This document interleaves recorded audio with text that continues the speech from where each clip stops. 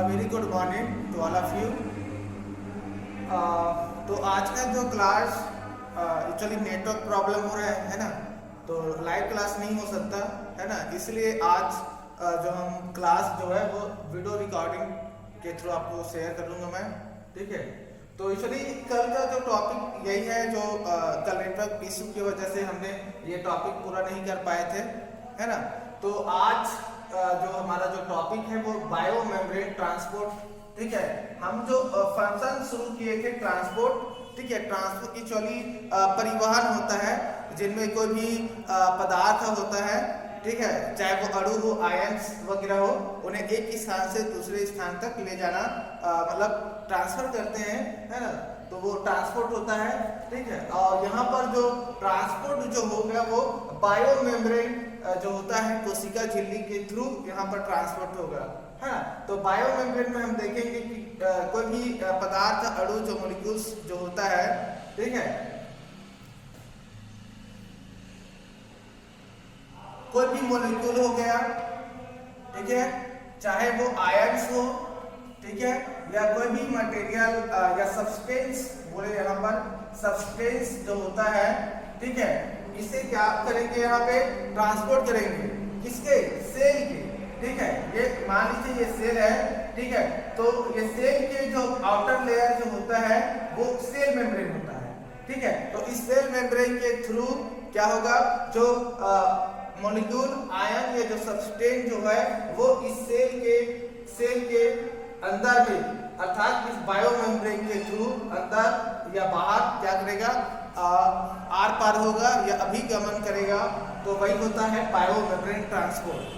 ठीक है, तो बायो मेम्ब्रेन ट्रांसपोर्ट को हम आगे शुरू करने से पहले थोड़ा सा शुरू तो कर ही रहे हैं, है ना, लेकिन हमको ये देख रहे हैं कि ये डिपेंड किस पे डिपेंड करता है।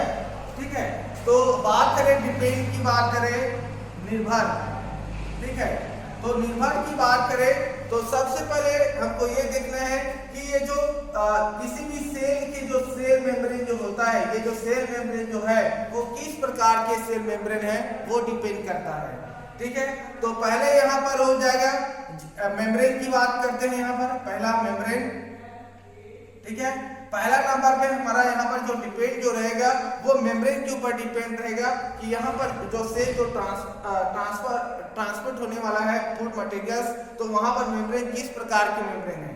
ठीक है, दूसरा यहाँ पर हम देखेंगे माध्यम। ठीक है, दूसरे में हम यहाँ पर माध्यम देखेंगे, तो माध्यम में हम यहाँ पर ये देखेंगे कि जो सॉल्यूशन जो होता है, ठीक है, सॉल्यूशन जो विलयन जो होता है वो विलयन किस प्रकार का विलयन है। ठीक है, तो यहाँ पर विलयन, हम यहाँ पर विलयन देखेंगे, 3 विलयन यहाँ पर होता है। ठीक है, इसके बाद हम यहाँ पर देखेंगे कि यहाँ पर जो ट्रांसपोर्ट जो होने वाला है वो किस प्रक्रिया से होता है, तो यहाँ पर हम देखेंगे जैविक प्रक्रिया। ठीक है, तो जैविक प्रक्रिया जो कोशिकाओं में होगा। ठीक है, तो यहाँ पर जैविक प्रक्रिया में हम बात करेंगे, यहाँ पर विसरण की प्रक्रिया के बारे में बात करेंगे। ठीक है, विसरण। ठीक है, विसरण के बाद हम इसी में देखेंगे परासरण, देखेंगे परासरण। ठीक है, और ये जो परासरण में हम फिर देखेंगे कि वो आंतरिक होता है या बाह्य होता है। ठीक है, बाह्य होता है, तो जो बाह्य वाले के लिए एक्सोऑस्मोसिस हो जाएगा और ये हो जाएगा इंडो। ठीक है, तो इस तरह से हम थोड़ा सा इससे क्या क्या डिपेंड है, क्या क्या माध्यम है, कैसा जैविक प्रक्रिया है वो हम देखेंगे। ठीक है,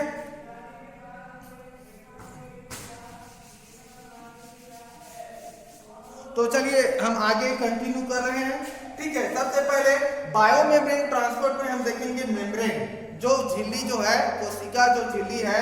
ठीक है, ये मान लीजिए ये कोशिका झिल्ली है। ठीक है, तो कोशिका झिल्ली में यहाँ पर जो मेम्ब्रेन है वो किस प्रकार के मेम्ब्रेन है, तो यहाँ पर जो मेम्ब्रेन जो होता है, यहाँ पर 3 प्रकार के मेम्ब्रेन पाए जाते हैं। ठीक है, एक होता है इम्परमेबल मेम्ब्रेन। ठीक है, इम्परमेबल। ठीक है, इम्परमेबल मेम्ब्रेन होता है। सेकंड वाला जो होता है वो परमेबल होता है। ठीक है, सेकंड वाला जो होता है वो परमेबल मेम्ब्रेन होता है, और थर्ड वाला जो होता है वो सेमी परमेबल होता है। ठीक है, कैसे होगा? सेमी परमेबल मेम्ब्रेन होता है।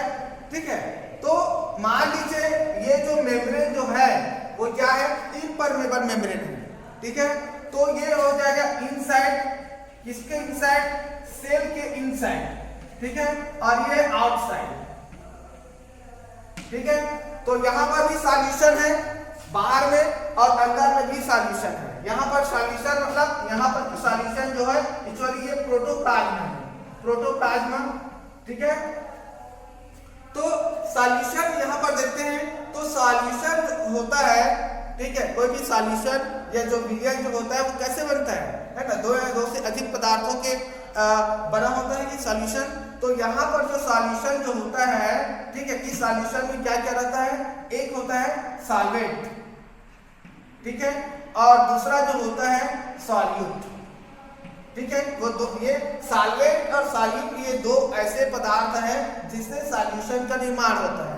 ठीक है, सॉल्वेंट का मतलब यहाँ पर समझ लीजिए कि सॉल्वेंट जो होता है कि सॉल्यूशन में जो अधिक मात्रा में होता है, याद रखिएगा, अधिक मात्रा में। ठीक है, किसी भी विलयन में जो सबसे ज्यादा अधिक मात्रा में जिसकी क्वांटिटी अधिक है वो सॉल्वेंट होता है। ठीक है, और सॉल्यूट, सॉल्यूट का मतलब होता है कम मात्रा। ठीक है, जो विलयन में कम मात्रा में पाए जाते हैं उसे कहा जाता है सॉल्यूट। ठीक है, इसे विलेय कहा जाता है हिंदी में, और इसे विलायक कहा जाता है। ठीक है, तो अब यहाँ पर देखेंगे कि ये सेल मेम्ब्रेन के बाहरी जो वातावरण में किस प्रकार के सॉल्यूशन है। ठीक है, और बाहर में कैसे सॉल्यूशन है। तो यहाँ पर सॉल्यूशन जो है वो यहाँ पर ये भी डिपेंड करेगा कि इस ये जो सॉल्यूशन जो है इनकी कॉन्सेंट्रेशन क्या है, सांद्रता क्या है। ठीक है, ठीक है, बाहर यहाँ भी सॉल्यूशन है और यहाँ पर भी सॉल्यूशन है। ठीक है, अब वो डिपेंड करेगा कि इसका सांद्रता जो होता है वो उच्च सांद्रता है या हाई कॉन्सेंट्रेशन पे है ना? तो इस स्थिति में जो इम्परमेबल जो मेम्ब्रेन जो होता है, इनमें जो सॉल्वेंट और जो सॉलिड जो होता है, ठीक है, ये सॉल्वेंट और जो सॉलिड जो होता है ये इस प्रकार के इम्परमेबल जो अपारगम्य झिल्ली जो होते हैं, इस यदि मान लीजिए ये झिल्ली जो है वो अपारगम्य झिल्ली है तो इसमें जो सॉल्वेंट और सॉलिड जो होता है वो आर पार नहीं जा सकता। याद रखिएगा, इम्परमेबल मेम्ब्रेन में, ठीक है, कैन नॉट क्रॉस पास। ठीक है, इम्परमेबल झिल्ली वह झिल्ली होता है जिसमें सॉल्वेंट और जो सॉलिड जो होता है इस कोशिका झिल्ली है ना या बायो मेम्ब्रेन से क्या आर पार नहीं जा सकता, कैन नॉट पास। ठीक है, यहाँ से गुजर नहीं सकता, न तो बाहर से अंदर जा सकता है और न ही अंदर से बाहर आ सकता है। ठीक है, तो इम्परमेबल मेम्ब्रेन में आपको याद रखना है, ठीक है, इम्परमेबल मेम्ब्रेन वह झिल्ली जिनमें कोशिका के जो बाहरी पदार्थ ये जो सॉल्यूशन जिनमें सॉल्वेंट और जो सॉलिड जो होता है वो न तो अंदर जा सकते हैं कोशिका के अंदर में, न कोशिका के बाहर आ सकता है। ऐसे झिल्ली को इम्परमेबल मेम्ब्रेन कहा जाता है। ठीक है, चलिए सेकंड बात करते हैं, परमेबल मेम्ब्रेन की बात करते हैं। तो परमेबल मेम्ब्रेन जो होता है, ठीक है, परमेबल, यदि हम इस परमेबल मेम्ब्रेन की बात करें तो इम्परमेबल जो मेम्ब्रेन जो होता है जिनमें सॉल्वेंट और सॉलिड जो होता है दोनों यहाँ से गुजर जाता है। याद रखिएगा, ठीक है, यदि कोशिका झिल्ली या जो परमेबल जो मेम्ब्रेन है, ठीक है, इसमें से क्या होता है जो सॉल्वेंट और जो सॉलिड जो होता है वो यहाँ से पास कर जाता है। ठीक है, पास। ठीक है, तो परमेबल जो मेम्ब्रेन होता है वह झिल्ली, पारगम्य झिल्ली वह झिल्ली होते हैं जिनमें से विलयन के जो सॉल्वेंट और जो सॉलिड जो होते हैं वो इस कोशिका झिल्ली के आर या पार, ठीक है, आना जाना अभिगमन कर सकता है या आर पार हो सकता है। ऐसे झिल्ली को परमेबल मेम्ब्रेन कहा जाता है। ठीक है, सेकंड बात करते हैं सेमी परमेबल मेम्ब्रेन। मान लीजिए जो झिल्ली जो होता है अधिकतर जो सेल मेम्ब्रेन जो होता है इसी प्रकार के होते हैं। सेमी परमेबल मेम्ब्रेन अर्धपारगम्य झिल्ली कहते हैं। तो अर्धपारगम्य झिल्ली जो कोशिका की झिल्ली जो होते हैं एक्चुअली वो सिलेक्टिव होते हैं, सिलेक्टिव। मतलब कोई भी पदार्थ है, मान लीजिए सॉल्यूशन है, कोई भी सॉल्यूशन है, और यदि इस सॉल्यूशन में सॉल्वेंट और सॉल्यूट दोनों है, ठीक है, तो इनमें से जो चुना हुआ सिलेक्टेड सब्सटेंस होगा, ठीक है, इस सॉल्वेंट और सॉल्यूट में जो सब्सटेंस सिलेक्टेड सब्सटेंस जो रहेगा वही इससे आर पार हो सकता है। तो सेमी परमेबल मेम्ब्रेन जो होता है वो क्या करेगा, या तो वो सॉल्वेंट या सॉल्यूट को यहाँ से क्या करेगा, अंदर चला जाएगा और अंदर से वो बाहर आ सकता है, ठीक है। तो ये होता है सेमी परमेबल मेम्ब्रेन, जहाँ पे सॉल्वेंट जो होता है वो वहां से क्या हो जाता है, अंदर चला जाता है और अंदर से बाहर आ जाता है, ठीक है। तो ये हो गया मेम्ब्रेन की बात हुआ, ठीक है। नेक्स्ट बात करते हैं माध्यम। तो ये जो अंदर और बाहर जो पदार्थों का अभिगमन, पदार्थों का जो ट्रांसपोर्ट अंदर बाहर जो हो रहा है वो डिपेंड करता है कि माध्यम क्या है, माध्यम।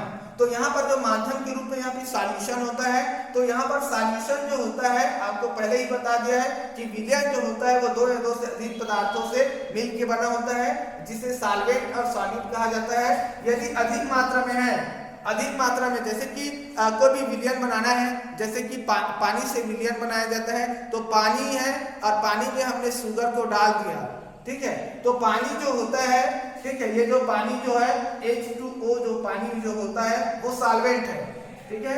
ये यहाँ पर मैं बना देता हूं,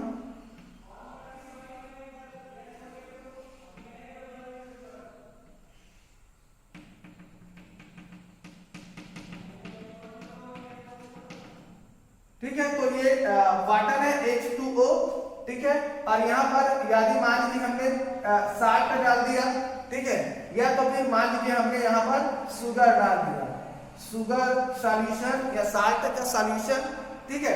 तो यहाँ पर अधिक मात्रा में क्या है, वाटर, ठीक है। तो ये अधिक मात्रा में जो होता है वो क्या करेगा, घोलने का काम करता है, याद रखिएगा, घोलने का काम करता है सॉल्वेंट। लेकिन यहाँ पर सॉल्वेंट जो कम मात्रा में, शुगर कम मात्रा में, या तो फिर जो साल्ट होता है वो कम मात्रा में हो सकता है। तो ये जो कम मात्रा वाला जो होता है वो इस सॉल्यूशन में क्या हो जाता है, घुल जाता है। ये इंपॉर्टेंट याद रखना, बेसिक है ये, ठीक है। तो सॉलिड जो होता है वो सॉल्यूशन में घुल जाता है, और सॉल्वेंट जो होता है इस सॉल्यूट को क्या कर देते हैं, घोल देते हैं, सॉल्युबल, ठीक है। मतलब ये शुगर और जो साल्ट होता है सॉल्युबल होते हैं, वो वाटर में घुल जाते हैं, ठीक है। चलिए बात करते हैं सॉल्यूशन के प्रकार के बारे में बात करते हैं। तो यहाँ पर जो सॉल्यूशन जो होता है, एक होता है आइसोटोनिक, ठीक है, एक होता है आइसोटोनिक सॉल्यूशन होता है, सेकंड वाला जो होता है वो हाइपरटोनिक सॉल्यूशन होता है, ठीक है। कैसा होता है, हाइपरटोनिक सॉल्यूशन होता है। और थर्ड वाला जो होता है वो होता है हाइपोटोनिक सॉल्यूशन, ठीक है। समझिए यहाँ पर सॉल्यूशन, यहाँ पर तीन प्रकार के सॉल्यूशन होता है। एक होता है हाइपोटोनिक सॉल्यूशन, सेकंड वाला होता है हाइपरटोनिक सॉल्यूशन, और थर्ड वाला आइसोटोनिक सॉल्यूशन। हम इधर से भी पहला कर सकते हैं या इसको पहला कर सकते हैं, ठीक है। क्लियर ये वाला। चलिए बात करते हैं हाइपोटोनिक की बात करते हैं, ठीक है। हाइपोटोनिक सॉल्यूशन के बारे में बात करते हैं, ठीक है। एक मिनट पहले इसको मिटा दिया जाए, ठीक है।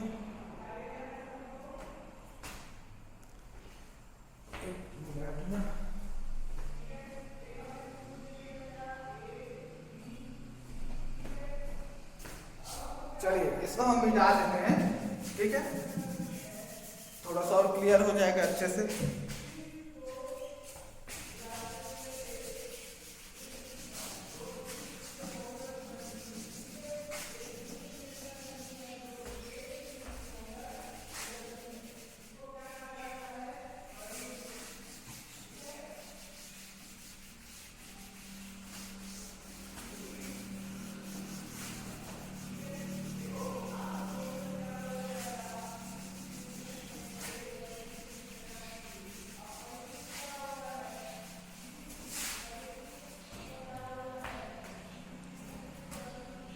चलिए सॉल्यूशन के बारे में बात कर रहे थे, सॉल्यूशन, ठीक है। चलिए यहाँ पर सॉल्यूशन जो है हमने बोला कि यहाँ पे तीन प्रकार के सॉल्यूशन है। यहाँ पर माध्यम है जिस माध्यम से कोई भी मॉलिक्यूल्स जो होता है वो सेल मेम्ब्रेन के थ्रू अंदर बाहर जाएगा, है ना। तो पहला वाला है, मान लीजिए ये आइसोटोनिक सॉल्यूशन है, आइसोटोनिक सॉल्यूशन, ठीक है। सेकंड वाला जो होता है, मान लीजिए ये हाइपरटोनिक सॉल्यूशन है, हाइपरटोनिक सॉल्यूशन, ठीक है। थर्ड वाला है हाइपोटोनिक सॉल्यूशन, हाइपोटोनिक सॉल्यूशन, ठीक है, हाइपोटोनिक सॉल्यूशन। चलिए हम सॉल्यूशन यहां पे सामने रख लेते हैं, सॉल्यूशन। चलिए मान लीजिए ये है, ये एक पात्र है, ठीक है, ये सेकंड पात्र है, ठीक है, और ये थर्ड पात्र है, ठीक है। इसमें सॉल्यूशन भरा हुआ है,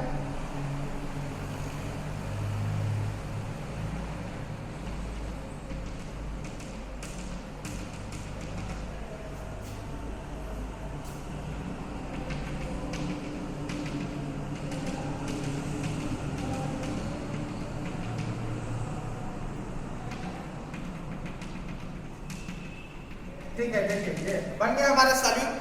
एक वाला जो सॉल्यूशन जो है वो आइसोटोनिक सॉल्यूशन है, ठीक है। आइसोटोनिक सॉल्यूशन याद रखिए, आइसोटोनिक को कहा जाता है समप्रासरी, समप्रासरी होता है, ठीक है। और हाइपर मतलब होता है अति, अतिप्रासरी विलयन, ठीक है। और हाइपोटोनिक ये हिंदी में कहा जाता है, इसको अल्प कहा जाता है, अल्पप्रासरी विलयन, ठीक है। और हमने यहाँ पे ऑलरेडी बता दिया कि इस सॉल्यूशन में क्या है, इस सॉल्यूशन में क्या है, सॉल्यूट है, ठीक है। और यहाँ पर क्या है, ये सॉल्वेंट है, ठीक है। सॉल्वेंट और सॉल्यूट से ही मिलकर बना हुआ है, ठीक है। और इसमें भी सेम है, सॉल्यूट और सॉल्वेंट, ठीक है। ये भी सॉल्यूट और सॉल्वेंट, ठीक है। तो अब यहां पर ये देखेंगे कि समप्रासरी क्यों बोला जा रहा है सॉल्यूशन को, और यहां पर अतिप्रासरी सॉल्यूशन और यहां पर हाइपोटोनिक सॉल्यूशन क्यों बोला जा रहा है, ठीक है। तो जैसे कोई भी सेल है, ठीक है, कोई भी सेल है, ठीक है, बात करते हैं आइसोटोनिक की बात करते हैं, ठीक है, ठीक है। ये सॉल्यूशन है और सॉल्यूशन में जो सांद्रता होता है, सांद्रता, ठीक है, कंसंट्रेशन, ठीक है। तो मान लीजिए इस सॉल्यूशन में, आइसोटोनिक सॉल्यूशन में हमने ये सेल है, सेल को अंदर में डाल दिए, ठीक है, सेल है ये, मान लीजिए ये आरबीसीएस सेल है, ठीक है। इस आरबीसीएस सेल को इस सॉल्यूशन में डाल दिए, और ये कैसा सॉल्यूशन है, आइसोटोनिक सॉल्यूशन। देखिए आइसोटोनिक सॉल्यूशन ऐसा विलयन, ठीक है, ऐसा विलयन जिसमें कॉन्सेंट्रेशन जो होता है, सांद्रता जो होता है, वो कोशिका के अंदर में, ये कोशिका के अंदर में उसमें भी सॉल्यूशन है, प्रोटोप्लाज्म रहता है एक्चुअली, वहां पे प्रोटोप्लाज्म से है, ठीक है। और ये वाला तो यहाँ पर इनकी सांद्रता, ठीक है, मतलब विलयन की सांद्रता और सेल के अंदर की सांद्रता यदि दोनों बराबर हो, ठीक है। यहाँ पर विलयन, देखिए यहाँ पर विलयन जो होता है, विलयन में यहाँ पर सांद्रता का मतलब यहाँ पर क्या जरूरी हो गया यहाँ पर, तो एक्चुअली इसमें क्या होता है कि जो प्रक्रिया जो हो रहा है, इसमें मेन जो है इसमें ये है कि कंसंट्रेशन जो आउटर इन्वायरमेंट, सेल के बाहरी जो वातावरण है और सेल के अंदर की जो वातावरण है, उनमें एक्चुअली बैलेंस बनाने का काम करता है, बैलेंस बनाना, संतुलित रखना एक्चुअली मेन काम है। और वो जब तक संतुलित नहीं होगा, वो तब तक अंदर का जो सॉल्यूशन जो होता है वो सॉल्यूशन में जो सॉल्वेंट में जो होता है वो अंदर से बाहर चला जाता है और बाहर के वातावरण से वो अंदर आ जाता है, दोनों के वातावरण को एक्चुअली वहां पे बैलेंस करने के लिए। ठीक है, तो यहाँ पर आइसोटोनिक जो सॉल्यूशन जो होता है इसमें क्या होगा, इस वाटर के जो क्या है सांद्रता है और यहाँ पे आरबीसीएस के सेल के अंदर का जो सांद्रता है वो वहां पर दोनों क्या होता है, इक्वल होता है वहां पर। ठीक है, इक्वल होता है, बराबर होता है। ठीक है, क्या होता है, बराबर होता है। ऐसे विलयन को ही कहा जाता है आइसोटोनिक सॉल्यूशन कहा जाता है। ठीक है, क्लियर बात। ठीक है, चलिए बात करते हैं हाइपरटोनिक सॉल्यूशन की बात करते हैं। तो हाइपरटोनिक सॉल्यूशन जिसमें अति प्रासरी बोल दिया, अति प्रासरी। ठीक है, तो अति प्रासरी मान लीजिए इसमें भी हम सेल अंदर में सेल है, सेल डाल दिए हैं, आरबीसीएस का ही एग्जांपल्स ले रहे हैं। ठीक है, आरबीसीएस। ठीक है, तो मान लीजिए अति प्रासरी विलयन ऐसा विलयन जिसमें, ठीक है, ऐसा विलयन जिसमें क्या होता है, सांद्रता, किसकी सांद्रता, सेल के अंदर के विलयन की जो कॉन्सेंट्रेशन जो होता है वो बाहर के विलयन की कॉन्सेंट्रेशन से क्या होता है, कम होता है। याद रखिएगा, आरबीसीएस की जो सांद्रता है वो कम रहता है और यहाँ पर इस विलयन का जो सांद्रता जो होता है वो अधिक होता है। याद रखिएगा। ठीक है, यहाँ पर क्या होता है, अति प्रासरी विलयन ऐसे विलयन जिनकी सांद्रता जो होती है वो सेल के अंदर के विलयन के सांद्रता से क्या होती है, अधिक होती है। ठीक है, क्या होती है, अधिक होती है। तो ऐसे विलयन को अति प्रासरी विलयन कहा जाता है। ठीक है, चलिए हाइपोटोनिक सॉल्यूशन की बात करते हैं। तो हाइपोटोनिक सॉल्यूशन में ये इसमें भी हमने एक सेल रखी है, आरबीसीएच सेल। ठीक है, तो हाइपोटोनिक सॉल्यूशन ऐसा विलयन, ऐसा सॉल्यूशन जिनकी सांद्रता सेल के अंदर के विलयन, इस सेल के अंदर के विलयन की जो सांद्रता से क्या होती है, कम होती है। तो यहाँ पर विलयन की सांद्रता क्या हो जाएगी, कम हो जाएगी। ठीक है, और यहाँ पर आरबीसीएस सेल के अंदर की जो सांद्रता जो होता है वो क्या हो जाता है, अधिक हो जाता है। तो ऐसे विलयन को कहा जाता है हाइपोटोनिक सॉल्यूशन कहा जाता है। ठीक है, क्लियर ना। देख लीजिए यहाँ पर मैं लिख दिया हूँ, देखो यहाँ पर इस विलयन का सम होगा सांद्रता और इन सेल के अंदर के विलयन की सांद्रता भी क्या होगा, सम रहेगा। ठीक है ना, क्लियर ये बात।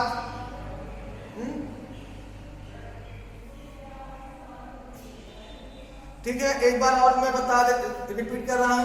सप्रासरी विलयन ऐसे विलयन जिसमें सेल के अंदर के विलयन की कॉन्सेंट्रेशन, सेल के अंदर के विलयन मतलब प्रोटोप्लाज्म, जीव द्रव्य।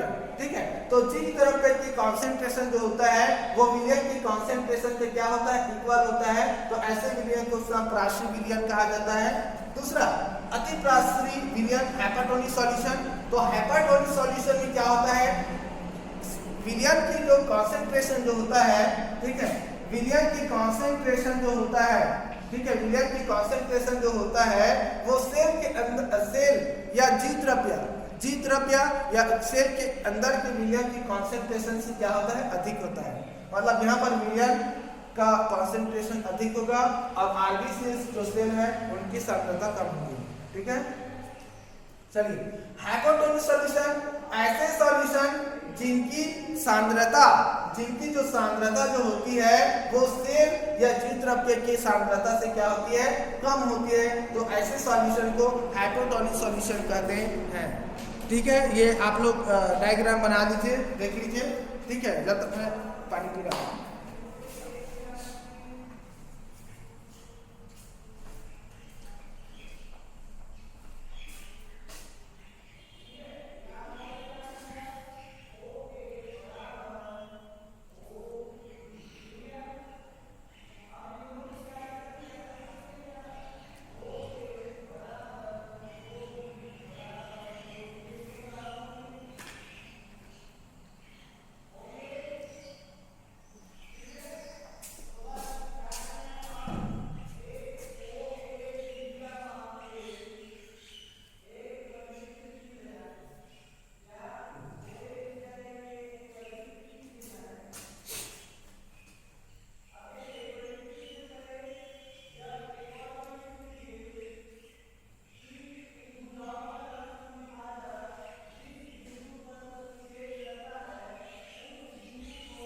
चलिए ठीक है।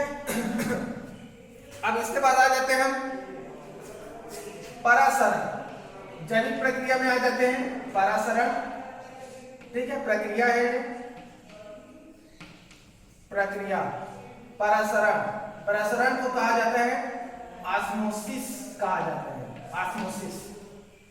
ठीक है, एक्चुअली मैं इसे मिटा नहीं रहा हूं, ठीक है, क्योंकि यहां पर मैं इसलिए इसे मिटा नहीं रहा हूं कि परासरण की अभिक्रिया जब होगा तो इस विलयन में ऑस्मोसिस का क्या प्रभाव पड़ेगा सेल का, इसीलिए ये नहीं मिटा रहा हूं। ठीक है, चलिए तो बात करते हैं परासरण। तो परासरण जो ऑस्मोसिस जो होता है वो एक प्रक्रिया होता है। ठीक है, क्या होता है? प्रक्रिया होता है। ठीक है, ठीक है।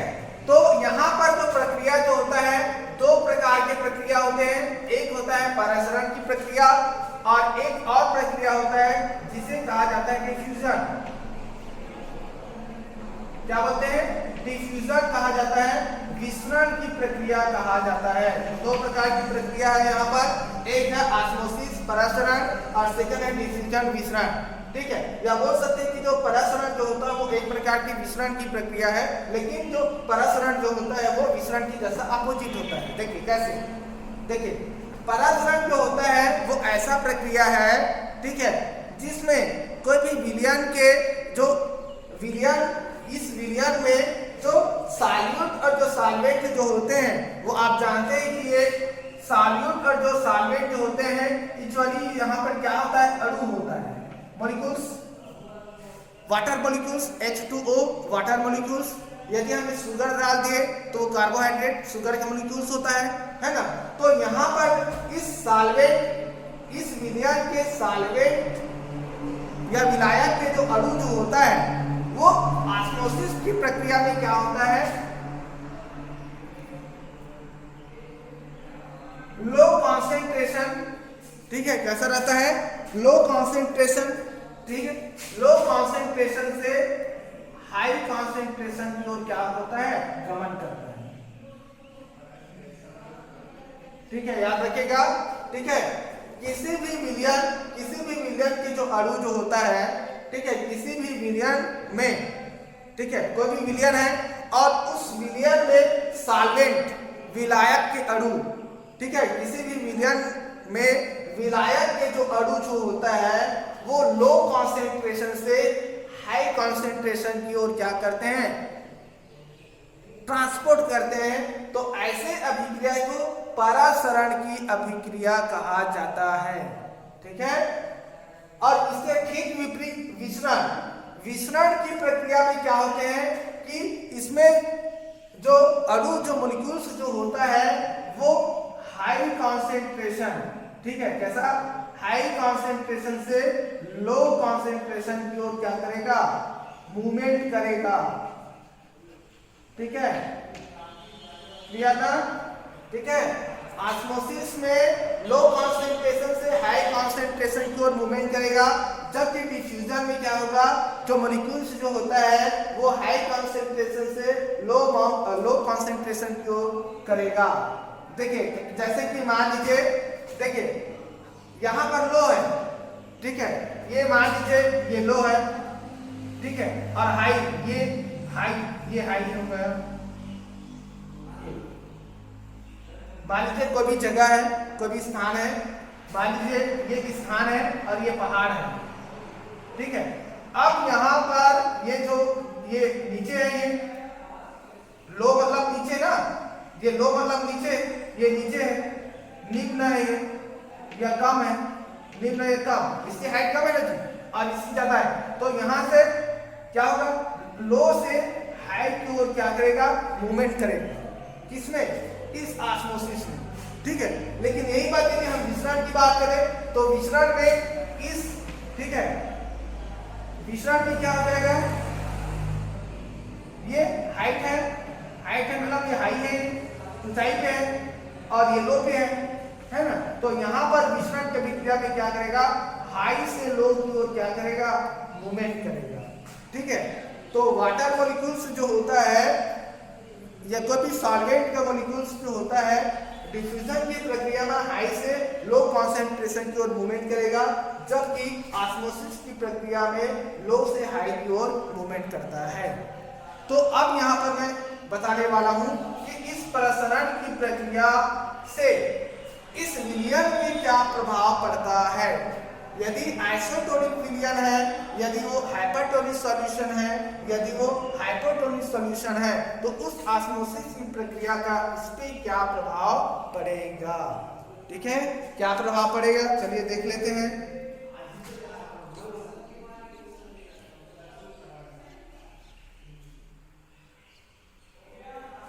ठीक है, तो यहाँ पर एक और बता देता हूँ, क्योंकि यहाँ पर चलिए मैं उसको बता दूंगा। चलिए मान लीजिए परासरण की प्रक्रिया में बात करते हैं, आइसोटोनिक सॉल्यूशन की बात करते हैं कि आइसोटोनिक सॉल्यूशन में परासरण की क्या प्रभाव पड़ता है। ठीक है, तो देखिए यहाँ पर सॉल्यूशन के जो विलयन है, विलयन के अंदर की जो कॉन्सेंट्रेशन जो है, सांद्रता, ठीक है,